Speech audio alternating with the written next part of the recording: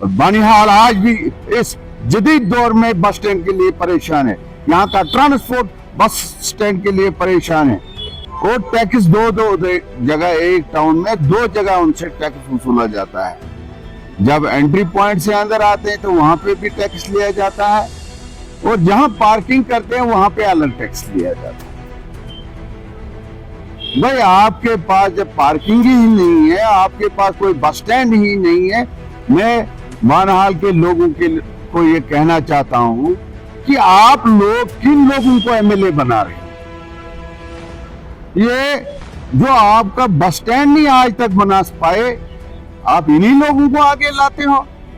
आपको सही और गलत की पहचान आज तक नहीं है। सबसे पहले मैं आपका शुक्रिया अदा करता हूं। आज काफी देर से यहाँ बनिहाल में लोगों को परेशानी का सामना करना पड़ रहा है कि यहाँ पर जो हमारे ट्रांसपोर्टर हैं, बनिहाल और रामबन के दरमियान जितना भी ट्रांसपोर्ट चलता है बनिहाल वालों का, उसके लिए कहीं पे मौकूल जगह नहीं ली गई, कोई बस स्टैंड नहीं बनाया गया। मैं अब ये किसी एक रिप्रेजेंटेटिव को इसका जिम्मेदार नहीं ठहराऊंगा। एक एमएलए 2-3 बार रहा, फिर अभी नया आया, इसको भी 2-3 साल हो गए, तीसरा साल अब इसका जा रहा है। तो सब डिवीजन है, यहाँ पे ट्रांसपोर्ट का काफी दबाव है। सोमो चल रही है, यहाँ पे बसें चल रही हैं, वेन्स चल रही हैं, और दूसरे ऑटो भी अब इस बनिहाल सिटी में आपको देखने को मिलेंगे, सैकड़ों ऑटो। तो एक बस स्टैंड जो हमने सुना था कहीं वहाँ करावा के साइड में बनाया था, कसकूट रोड पे, मैं एक तो उसकी तहकीकात चाहता हूँ कि अगर ये बस स्टैंड बनाया गया, इसको एडमिनिस्ट्रेशन ने क्यों नहीं टेक ओवर किया और इस पे आगे काम क्यों नहीं हो रहा है। और आज के एमएलए को अगर पता नहीं है, मैं उसको भी बोलना चाहता हूँ कि आपको उस पे काम करना चाहिए। एक एमएलए ने अगर थोड़ी कोशिश की है, कम से कम आधा ट्रांसपोर्ट तो वहां हमारा एडजस्ट हो सकता था। दूसरी बात यह है कि अब यहाँ जिन लोगों ने लोन निकाला है, बसें निकाली हैं, 20-20, 30-30 लाख रुपए की गाड़ियां ली हुई है, उनको यहाँ पे रुकने की कोई जगह नहीं। और टैक्स दो जगह, एक टाउन में दो जगह उनसे टैक्स वसूला जाता है। जब एंट्री पॉइंट से अंदर आते हैं तो वहां पे भी टैक्स लिया जाता है, और जहां पार्किंग करते हैं वहां पे अलग टैक्स लिया जाता है। भाई आपके पास जब पार्किंग ही नहीं है, आपके पास कोई बस स्टैंड ही नहीं है, मैं बनिहाल के लोगों को ये कहना चाहता हूं कि आप लोग किन लोगों को एमएलए बना रहे हो?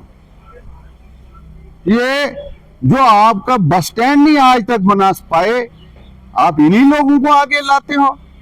आपको सही और गलत की पहचान आज तक नहीं आई। आप नहीं देख रहे हो कि हमारे साथ कौन सिंसियरली काम कर रहा है और कौन हमें धोखा दे रहा है। अभी तक 3-4-5 एमएलए बनाए, किसी ने भी इसकी तरफ ध्यान नहीं दिया। और इस एमएलए को भी मैं कहना चाहता हूं कि 3 साल तीसरा साल आपका चल रहा है, आपने एक मीटिंग भी बस स्टैंड के बारे में नहीं ली। आपका क्या प्लान है, आप अपनी वजाहत करो। और अगर आप भी इसको बनाने में नाकाम हुए तो आपका भी मैं पुतला जलाऊंगा और बाकी एमएलए का भी पुतला जलाऊंगा।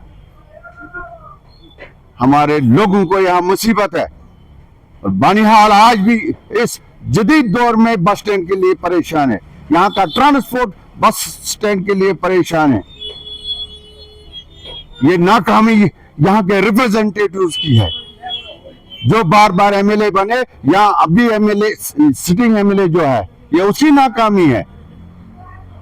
जो लोग हमें यहाँ पे बस स्टैंड नहीं दे पाए आज तक, जो लोग आज तक हमको स्टेडियम नहीं दे पाए, जो लोग यहाँ एजुकेशन का सिस्टम बेहतर नहीं कर सके, इन्हीं लोगों को हम वोट दे दे के आगे लाते हैं। और इन लोगों का काम देखो, कुछ भी नहीं है।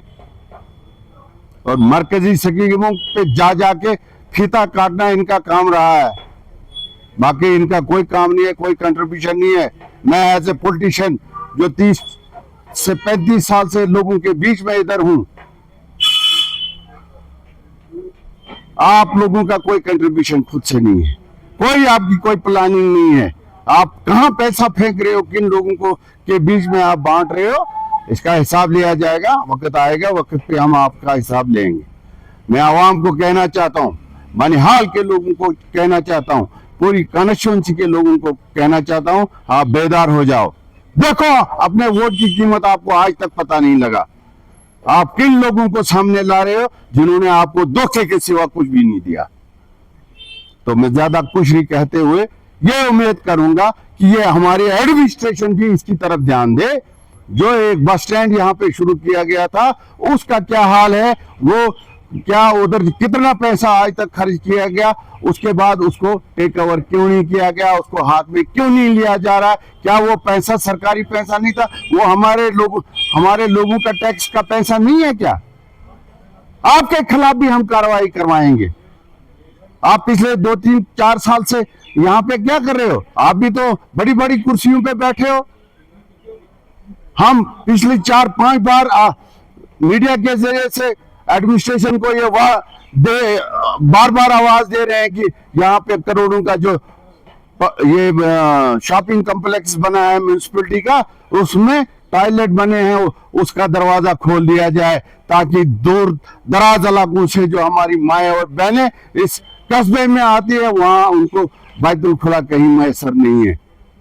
आप हमारी बातों को लाइटली ले रहे हो और मैं आपको ये कहना चाहता हूं आपके माध्यम से, इस पे बड़ा प्रोटेस्ट हो जाएगा। हम तब तक नहीं उठेंगे, यहाँ तो खुद ताला काटेंगे, नहीं तो आप आके वहां पे ताला खोलोगे।